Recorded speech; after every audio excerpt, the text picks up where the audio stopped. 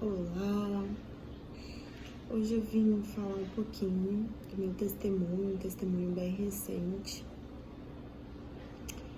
E falar um pouquinho do amor do Pai diante dessas circunstâncias, de tribulação, de dia mau. E a Bíblia fala pra gente resistir ao dia mau, né? Também diz que Deus está tanto no dia mau quanto no dia bom, porque Ele fez todos os nossos dias, né? Independente da dificuldade que a gente enfrente, Ele continua tendo o controle de tudo na palma das suas mãos. E às vezes a gente quer entender a vontade de Deus, né? Quando algo de ruim acontece com a gente, logo a gente se pergunta: Pai, mas por que o Senhor fez isso, né? Qual é a sua vontade fazendo isso? A sua vontade é boa. É para que eu seja feliz e não que eu seja triste. Mas aqui no mundo a gente vai ter aflição. Jesus passou pelo seu dia de aflição. Deus, com certeza, teve o seu dia triste também. Porque imagina tendo a humanidade, que é a sua própria criação, maltratando Jesus no dia da sua crucificação. Você imagina que Deus ficou feliz? Lógico que não. Seu único filho morrendo em prol daquela mesma humanidade que o açoitava. Então, um dia ruim tá aí para todo mundo. Esteve para Jesus, Deus se entristeceu também, mas havia um propósito a ser alcançado. E no dia mau, no dia que ele bater a sua porta, você deve buscar saber qual o propósito desse dia mau. O que ele vem te oferecer? O que ele vem trazer para você? Qual é o propósito de Deus diante daquela circunstância? Onde Deus quer que você cresça diante daquela circunstância? E não foi diferente comigo. Em janeiro, a gente recebeu a notícia de que estávamos grávidos, né? Eu e o Arlan. E desde o positivo foi uma gravidez muito desejada, muito querida, muito amada. E a gente está vivendo uma época de pandemia, onde eu não iria conseguir fazer chá revelação.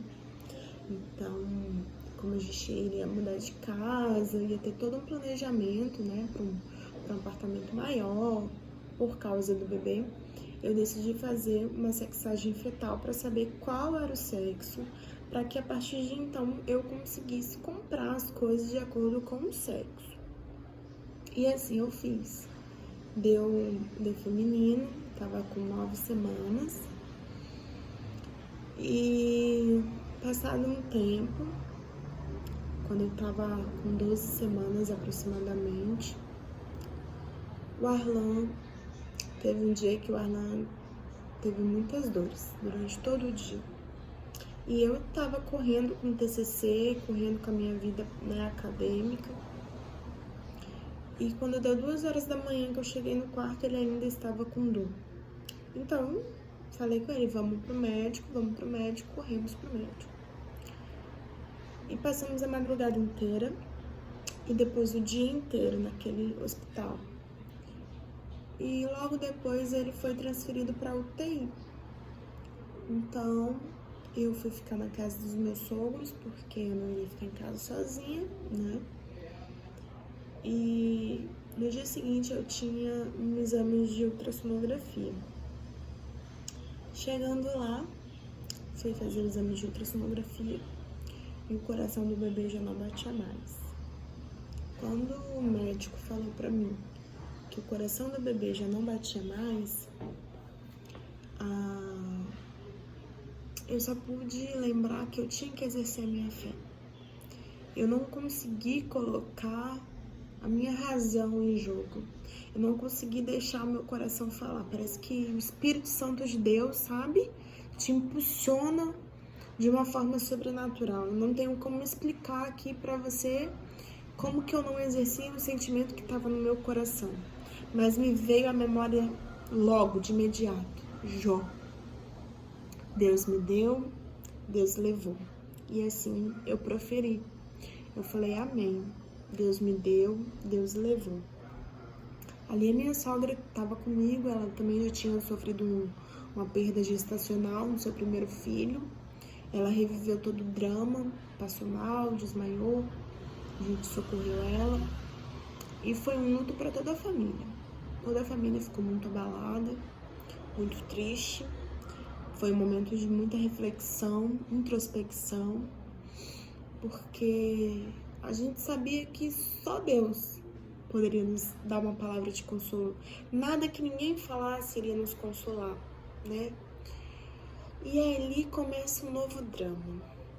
Ali eu não consegui ter tempo para me ouvir, para sentir o meu coração, para sentir a tristeza, para sentir o luto, para sentir a perda, para sentir um sentimento de incapacidade. Ali na hora eu não consegui.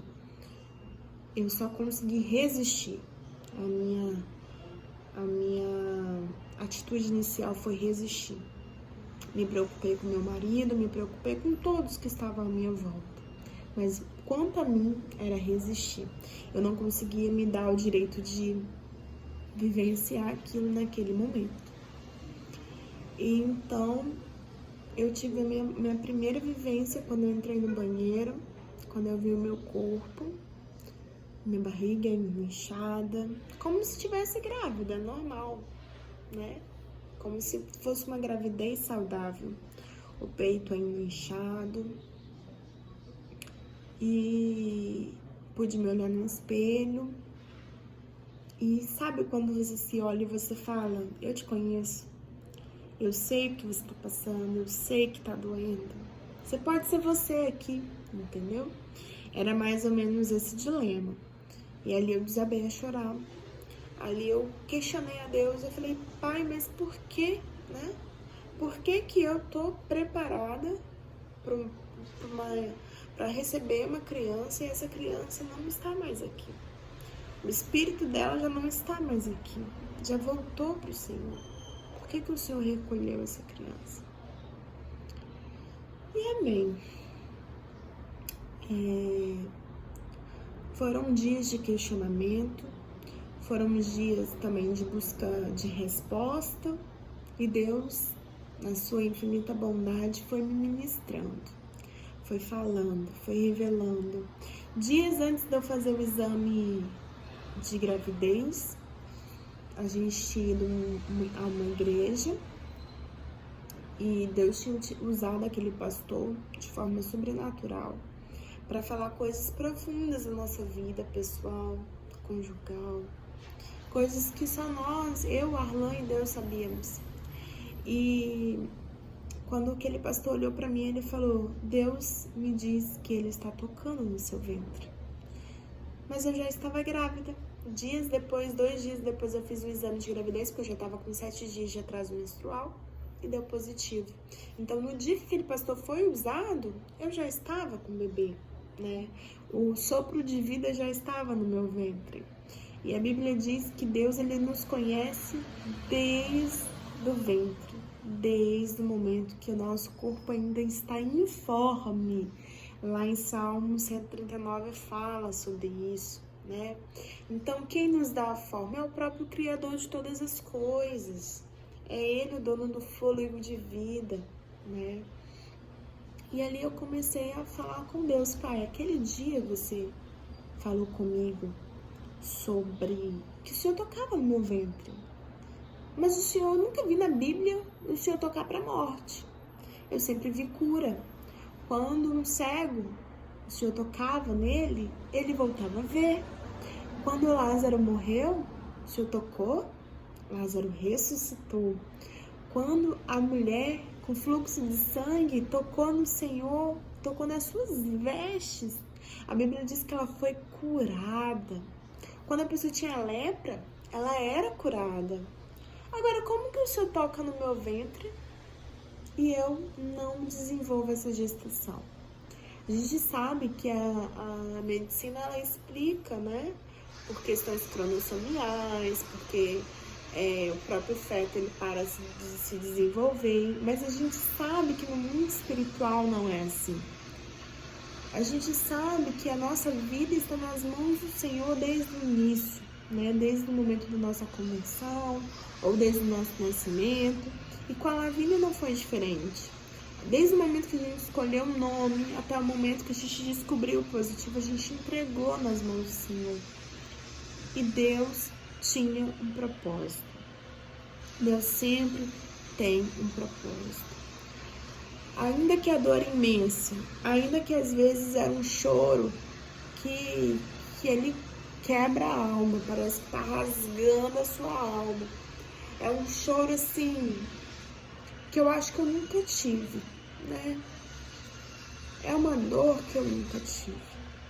Mas eu sabia que Deus continuava no controle, independente daquela dor, independente daquelas circunstâncias.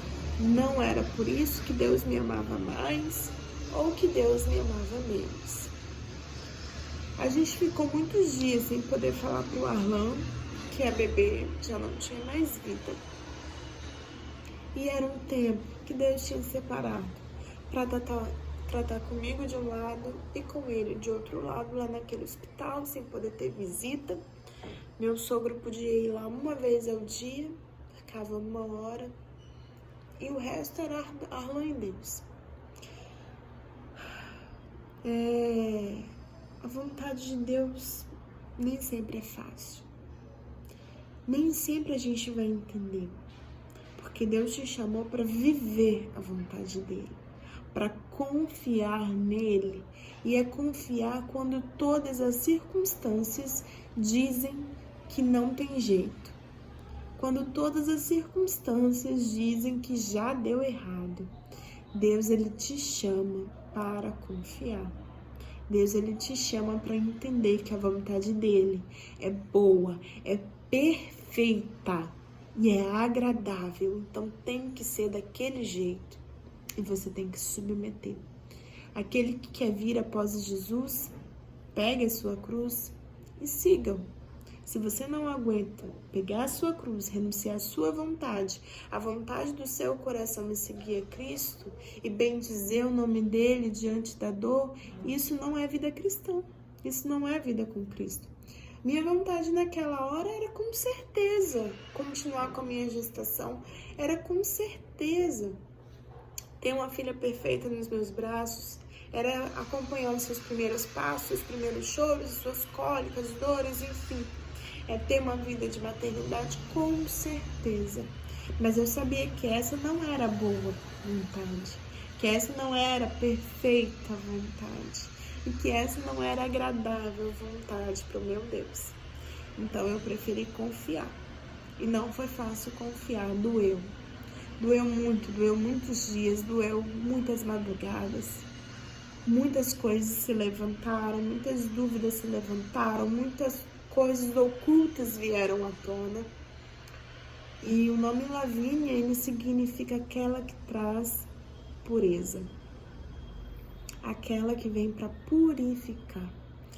E hoje, né, o Arlan, graças a Deus, já saiu da UTI. E a gente entende, a gente teve nosso momento juntos, de compartilhar juntos a dor, o momento. E a gente entende que ela veio para nos purificar. Que ela cumpriu o desígnio do Senhor, no tempo do Senhor, a idade que o Senhor deu para ela. E que um dia nós vamos poder abraçar lá no céu, sabe? Vai ter um dia que ela vai se apresentar a nós e nós poderemos reconhecê-la como filha e amaremos ela para sempre, porque veio com um chamado lindo, com uma missão linda, cumpriu e voltou para o Senhor. Não precisou passar por nenhuma tribulação aqui na terra.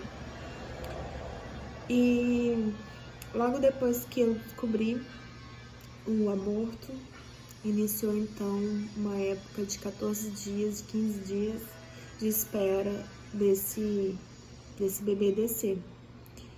E desse bebê sair espontaneamente, né? Porque chama-se aborto retido, que é quando o colo uterino está fechado a gravidez continua ali como se estivesse saudável, como se o bebê estivesse com vida, mas não está. E aí eu ficava esperando o meu útero abrir para esse bebê poder sair naturalmente, só que ele não saiu. Então eu precisei me internar numa maternidade. Pensa que cômico, né? Entrar numa maternidade, nunca tinha entrado numa maternidade, nunca pensei em entrar numa maternidade. E quando entrar, saber que eu não iria sair dali com o bebê nos meus braços. Esperar na recepção e ver tantos e tantos e tantos bebês saindo com vida. Pai, mãe felizes, mas o meu dia era mau. Meu dia era triste, mas eu sabia que Deus estava no controle. Eu tinha que confiar que Deus estava no controle.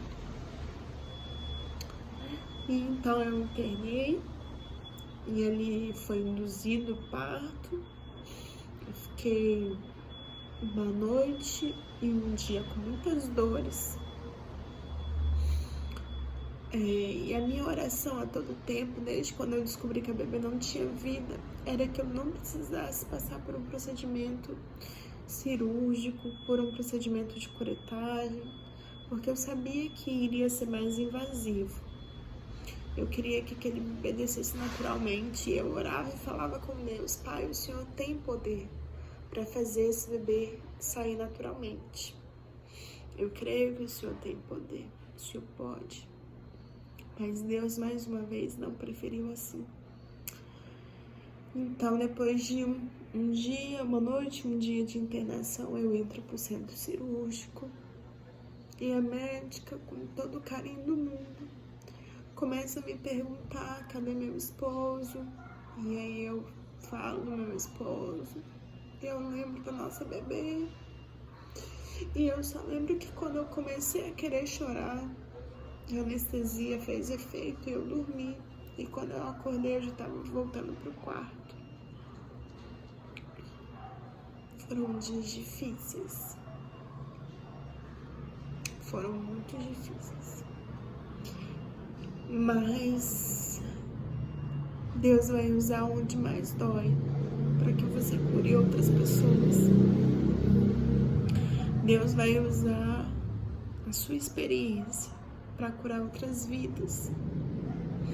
Era necessário que eu passasse pelo que eu passei, pela dor que eu passei, para que Deus pudesse, em algum momento, alcançar a vida de alguém que precisaria ouvir esse testemunho, que precisaria ouvir essa força que Deus me deu naquele momento.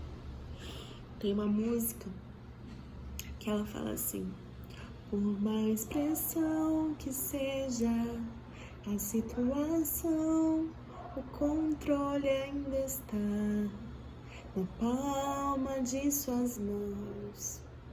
O choro dura uma noite, mas a alegria, ela vem pela manhã. Eu creio, eu creio. Essa música, ela vem falando em muitos dias, né, durante toda a situação com a gente. Tem uma também que fala assim: mesmo sem entender, mesmo sem entender, eu confio em ti, mesmo sem entender. E é isso, é confiar mesmo sem entender. Seria subjugar muito o poder de Deus, achando que os pensamentos dele seriam alcançáveis, né, por nós. Deus, ele trabalha num outro plano. Deus, ele trabalha num plano muito superior ao nosso. E tudo que ele faz é bom, porque Deus é bom. Independente da circunstância que você esteja vivendo, Deus é bom. Independente da tristeza que você esteja vivendo, ele continua sendo bom. Independente se você perdeu o seu filho, se você perdeu o seu marido, se você perdeu a sua mãe, se você perdeu o seu pai, se a sua casa está sem alimento, se você perdeu o seu emprego, independente se você perdeu a sua saúde, Deus continua sendo bom e Ele pode todas as coisas. A gente tem que saber bem dizer o nome de Jesus mesmo em meio ao dia mau. É através de Jesus que conseguiremos resistir a esse dia mau. Então, eu profetizo na sua vida que haverá um novo dia, que haverá dias de luz, que o choro vai cessar, que Jesus vai entrar, vai cear com você, vai te colocar para dormir, vai te consolar, vai ouvir o que você diz em seu coração, vai entender cada lágrima que desce do seu rosto e Ele vai curar a sua alma. Creia que Deus está trabalhando diante do caos. Deus está no caos também. Creia que a sua vida está nas mãos de um Deus que tudo pode e nenhum dos seus planos pode ser frustrado, tá bom? Esse é o meu testemunho. Um abraço. Que Deus console a sua alma e faça resplandecer sobre ti a sua paz, tá bom?